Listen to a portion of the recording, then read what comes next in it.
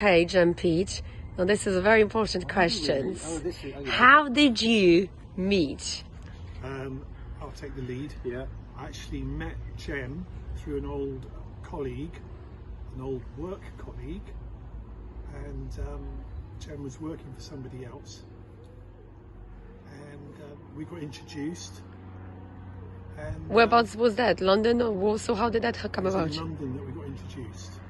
So I was in a partnership with Andrzej Mojec, who was an old Polish promoter, and he had an old mate in London called Joe Mirowski, who was working with Pete, and Andy and I came to London for ILMC, International Live Music Conference, and we went to see Joe.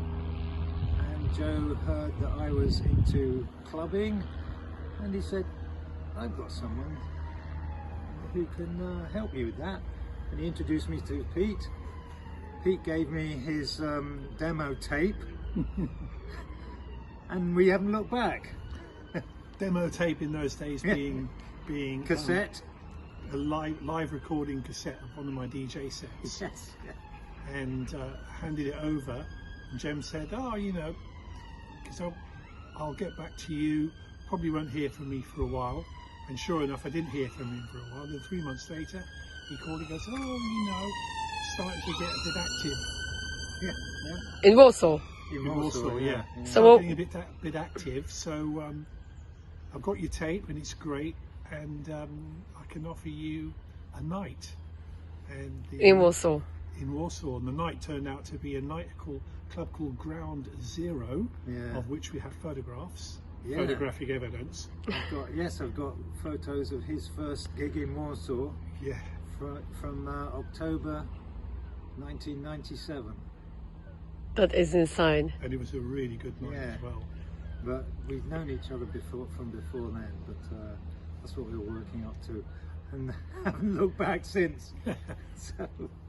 First at Ground Zero, so it was all filmed on MTV. I remember those days.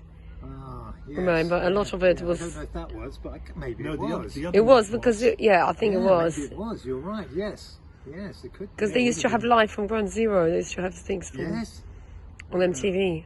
Brilliant. Okay, question number 2. What is your most memorable event? Oh gosh. Surely Faithless. Faithless. Or Roger Sanchez Love Bomb, that one. The Love Bomb. Yeah, the Love Bomb was a really good one because we had no idea what to expect that night. You were a bit pessimistic because ticket sales were really low, weren't they? But you did 2. Was that the one at Locomotive or Grounds or Picanha. Picanha. The Picanha one, when they said there was a bomb and... Yes, that. Do you remember Love Bomb with Roger Sanchez and Pete when there was a bomb scare? Yeah, which was so predictable. I remember that, and we were, instead of evacuating, we were all standing in the VIP upstairs right above the venue. But everybody went out. They waited because somebody had called in from probably an angry neighbour who was pissed off because of the noise. Yeah. And it was either that or it was a competitor. But I think it was an angry neighbour who was trying to get it closed down because it was noisy. And so there was a bomb scare, and then we all went out, or they all went out, and waited until the police had done the scan in the car park. And then we started up again, and then they all went in again. That was one memorable moment. They all opened up the car doors and they were all partying. I think that they everyone tuned into the same radio station. The cool radio station, and all the cars were booming on the same soundtrack. Okay, so how about that infamous Faithless concert? Faithless?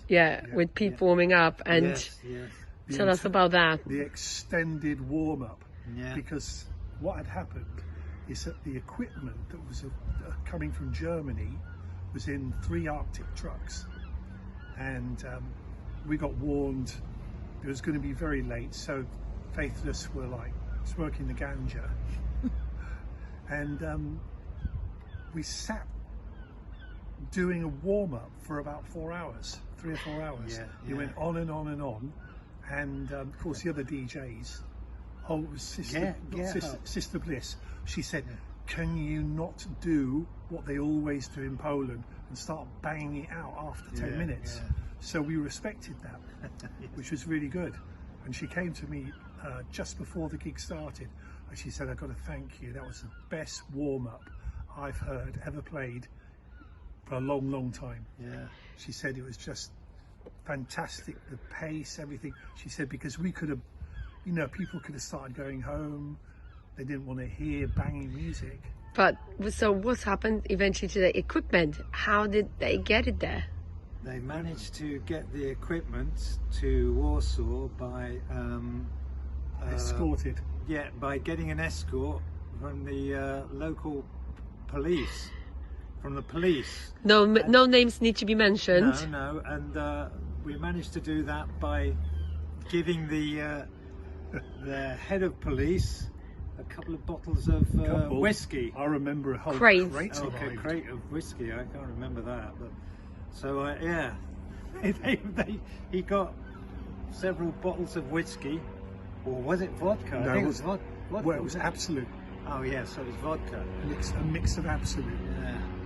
And so he called to the police in Poznan, who escorted the equipment to and the road crew, I think. And the road crew was articulated truck. Yeah, to Warsaw. And I've never seen an equipment. What do they call it? They used to call it something in the old days. Well, loading. Yeah, you know, they're loaded onto the stage. Yeah. And it was done in about half an hour. Yeah, the load in. The load in, yes. So it was amazing. Yeah. And they didn't sound check, and the band just was so relaxed, as they would have been. Yeah. And they just started, and they were mixing the sound as they played, and it came together really, really quickly. They were so professional. They were brilliant. So how did Pete and Kasia meet? Tell us about that infamous weekend. There was where you were playing a love bomb in Bydgoszcz. And But the night before it was in Warsaw, right? Utopia. No, the night after was in Warsaw. But Pete came to Warsaw, and then we came up to Bydgoszcz, and on the train. On the train, which didn't have a buffet car. We were both starving. And then Pete played his set. But what happened before when you were on the train? It stopped in Torun station, and you said something. Oh yes, so the train stopped in Torun, which is one stop before Bydgoszcz. I said, "What's this place then? Can we get some food?" And you went, "Yeah, you can." Not really, because the stations in Poland they haven't really developed yet. And so we just sat there on this train in the middle of not in the middle of nowhere. It was beautiful, Torun, but looking out the window, thinking, "There's got to be a cafe just on the other side. Got to be a cafe. Shall we try it and chance it?" But we didn't.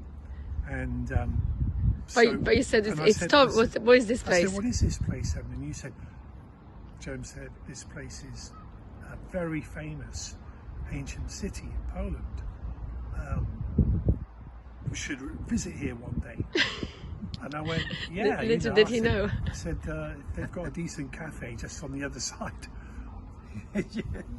Then I'll gladly come back. But I said, does look really, really nice. And we just got talking then about all the cakes that we were going to devour when we got to Torun. Anyhow, so you got to the. What about the night? Pardon? What about the night in Bydgoszcz? The Bydgoszcz. Okay, so we arrived. We got suitably caked up, and then we went downtown for some drinks. Went into this kind of bar, strange place, and then we went down to the club. I can't remember all of this. He's amazing how he remembers. But so how did Pete and Kasia meet? Yeah. How did Pete and Kasia meet? They, after Pete's set... Witness statement. Pete and I went to the bar, and we were drinking at the bar, recovering from the set, and then we saw on the dance floor this vision, dancing, swaying, sashaying. Yeah, that's a very, across very the good one. dance floor. And Pete said to me, Check. shall I check this out? Shall I go and speak to her? And I said, yeah, I think you should, Pete. And so he went over, and that was the beginning. And what It did was Pete the say? First time in my life that I've ever done that. Yeah. Where I've just walked up to a girl. Wow. But what did you say? I said, hey you, crazy girl, Yeah. Yes, fantastic. Wow. what are you doing dancing like this? And he went, well actually, I'm Kasia, and I can't remember what he said. I was supposed to interview you today. That's it. Okay, yeah. Yes. And then you went and interviewed Pete. You sat down and Yeah. Interviewed him. me, Yeah. but not a proper interview. It was more of a, because somebody else had been designated that role. A young guy who was very nervous. Yeah, I had to by give all it accounts. because of Martin. Aha. Yes. Ah, so that was it. Yeah. Yeah. Imagine if I had said No. no, don't bother, Pete. She's out of your league, mate. That night I thought she was. Wow. Very good.